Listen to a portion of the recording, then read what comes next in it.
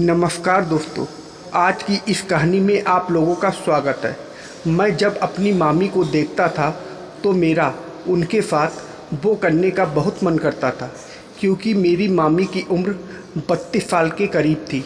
लेकिन इतनी उम्र होने के बावजूद वह आज भी किसी जवान औरत से कम नहीं थी।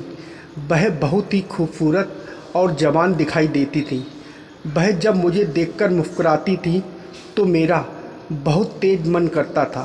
लेकिन कहते हैं कि अगर आग दोनों तरफ बराबर लगी हो तो खेल में और मज़ा आता है।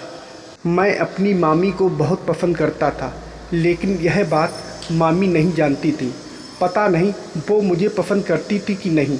फिर धीरे धीरे कुछ दिन बीत जाता है और मेरा मामी को छुप छुप कर देखने का सिलसिला चलता रहता है। ऐसे ही एक दिन जब मैं उन्हें देख रहा था तो वह मुझे पकड़ ली। उस वक्त वह किचन में खाना बना रही थी और मैं बैठकर टीवी देख रहा था। नानी भी मेरे बगल में बैठी थी। उस दिन मामी एक लाल रंग की साड़ी पहने हुई थी और वह साड़ी उनके ऊपर बहुत जच रही थी। मामी ने मुझे आवाज़ दिया। जब मैं उनके पास गया तो वह बोली, क्या बात है, कई दिनों से देख रही हूँ कि तुम मुझे बड़े गौर से देख रहे हो, मुझे पसंद करते हो क्या? मामी अचानक मुझसे पूछ बैठी। मैं शर्म के मारे कुछ नहीं बोला और चुपचाप बैठकर टीवी देखने लगा। मुझे नहीं पता था कि मामी मेरी हरकतों को नोटिस कर रही थी, लेकिन वह मेरे ऊपर बराबर नज़र रख रही थी। रात के 12 बज रहे थे, तभी मामी मेरे कमरे में आ गई। मैंने जब मामी को अपने कमरे में देखा तो मेरे होश उड़ गए। वह दरवाजे को अंदर से बंद की और धीमी चाल से मेरी ओर बढ़ने लगी। मुझे कुछ भी समझ नहीं आ रहा था कि ये मामी को क्या हो गया है। वो धीरे धीरे मुस्कुराती हुई मेरे पास आई। मैंने कहा, मामी क्या बात है, तुम मेरे कमरे में क्यों आई हो? तो मामी बोली, विशाल, आज मुझे बहुत गर्मी लग रही है, क्या तुम मेरे साथ? मामी उस वक्त जो कुछ कह रही थी, मुझे ऐसा लग रहा था कि जैसे मैं कोई सपना देख रहा हूँ। फिर मुझे लगा कि इससे बढ़िया मौका मुझे दोबारा फिर कभी नहीं मिलेगा। उसके बाद मैंने कहा, ठीक है मामी, अगर तुम मेरे साथ करना चाहती हो तो मुझे कोई ऐतराज़ नहीं है। तो भाई लोग, अगर आपको जानना है कि मेरे और मामी के बीच में क्या हुआ तो कहानी को पूरा आखिरी तक ज़रूर सुनना। भाई लोग, मैं अपने परिवार के साथ कानपुर में रहता था। वैसे हमारा यहाँ कोई खुद का मकान नहीं था, बल्कि मेरे पापा जिस कंपनी में काम करते थे तो उनके द्वारा मिला हुआ घर था। कानपुर में मेरी एक मामी भी रहती थी।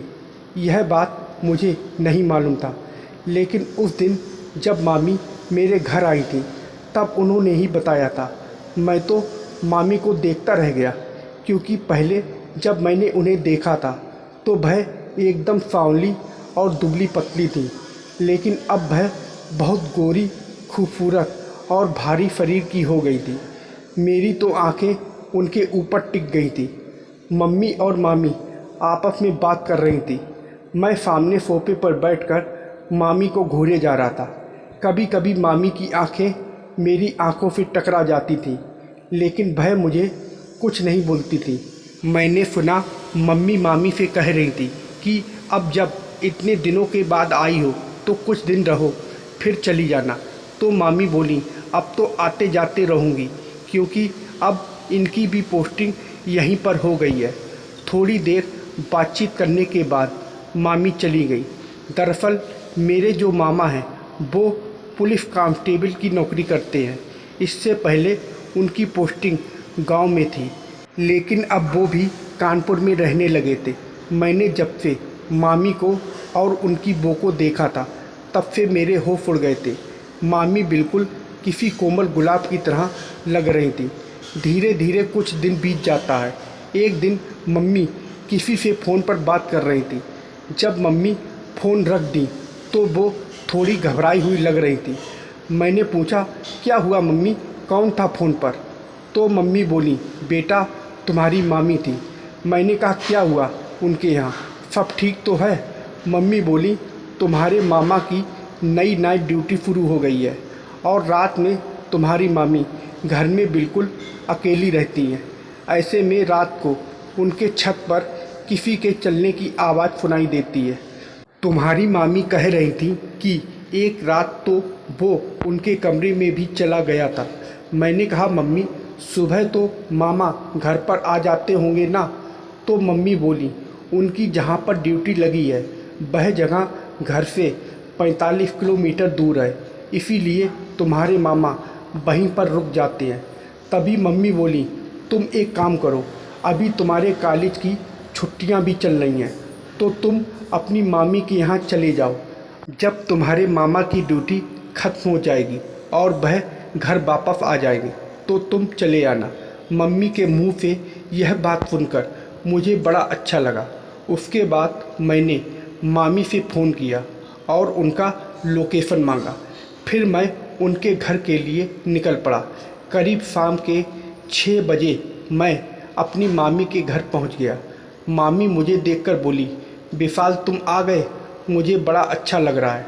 मैंने कहा कैसी बात करती हो मामी, आप मुसीबत में हो और मैं ना आऊं, यह तो हो ही नहीं सकता। मेरी बात सुनकर मामी मुस्कुराने लगी। उसके बाद मैं अंदर कमरे में गया। मामी बोली विशाल जब से तुम्हारे मामा ड्यूटी पर गए हैं तब से पता नहीं कौन रात को मेरे कमरे में चला आता है। मैंने कहा मामी अब मैं आ गया हूँ तो तुम बिल्कुल भी फिक्र मत करो, मैं सब संभाल लूँगा। उसके बाद हम दोनों खाना खाने लगे। खाना खाने के बाद मामी बोली विशाल यहाँ पर एक ही कमरा है तो तुम्हें मेरे ही कमरे में सोना पड़ेगा, कोई दिक्कत तो नहीं होगी तुम्हें। मैंने कहा मामी कोई दिक्कत नहीं है, मैं सो जाऊँगा। रात के करीब 3 बज रहे थे, मुझे नींद नहीं आ रही थी तो मैं जग रहा था। मैंने देखा मामी बिंदास सो रही थी। मामी सोते हुए इतनी प्यारी लग रही थी कि क्या बताऊं। उनको देखकर मैं बेकाबू हो रहा था। तभी मुझे अचानक छत के ऊपर किसी के चलने की आवाज़ सुनाई दी। एक पल को मैं भी डर गया था। मैंने देखा मामी भी उठकर बैठ गई। वो बोली देखो विशाल यही आवाज़ रोज आती है। उसके बाद मैं धीरे धीरे छत के ऊपर गया। मैंने देखा वहाँ पर कोई भी नहीं था। तभी मामी ज़ोर से चीखने लगी। मैं दौड़कर नीचे आया तो मामी झट से आकर मुझसे चिपक गई। मैंने पूछा क्या हुआ मामी, तुम क्यों चीख रही हो। मामी बोली वह अभी मेरे पास आया था और मेरी साड़ी पकड़ के खींच रहा था। उसके बाद मैंने सारा कमरा छान मारा लेकिन कोई भी नहीं था। अब मुझे शक होने लगा कि ज़रूर कोई साया है।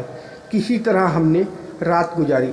सुबह मेरी आँख खुली तो मैं हैरान रह गया। दरअसल मामी और मैं हम दोनों से वह गलती हो गई थी जिसके बारे में हमने कभी कल्पना भी नहीं की थी। मैं तुरंत उठकर बाथरूम में चला गया। जब मैं वापस आया तो देखा मामी किचन में चाय बना रही थी। मैं उनसे नज़रें नहीं मिला पा रहा था क्योंकि रात को जो कुछ हुआ था उस बात को लेकर मुझे थोड़ी शर्म आ रही थी। तभी मामी बोली विशाल आओ चाय पी लो। उसके बाद मैं वही टेबल पर बैठ गया। मामी 2 कप चाय लेकर आई। मैंने बिना उनसे नज़रें मिलाए चाय का कप ले लिया। मामी मेरे सामने सोफे पर बैठकर चाय पीने लगी। वो बोली क्या बात है, तुम मुझसे आंखें क्यों चुरा रहे हो।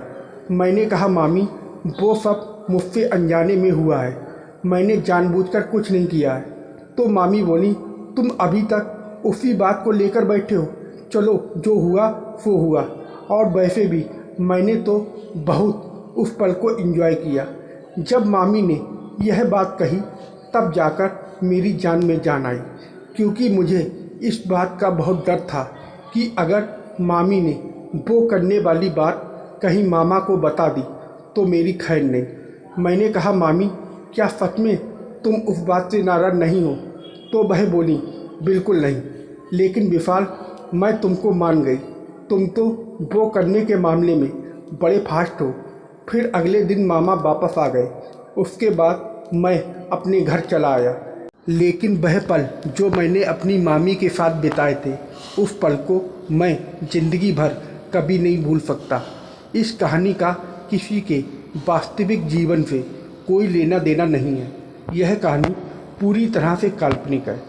तो दोस्तों, आप लोगों को यह कहानी कैसी लगी कमेंट करके ज़रूर बताइएगा और वीडियो को लाइक और सब्सक्राइब करना मत भूलिएगा। वीडियो को पूरा देखने के लिए आप लोगों का बहुत बहुत धन्यवाद।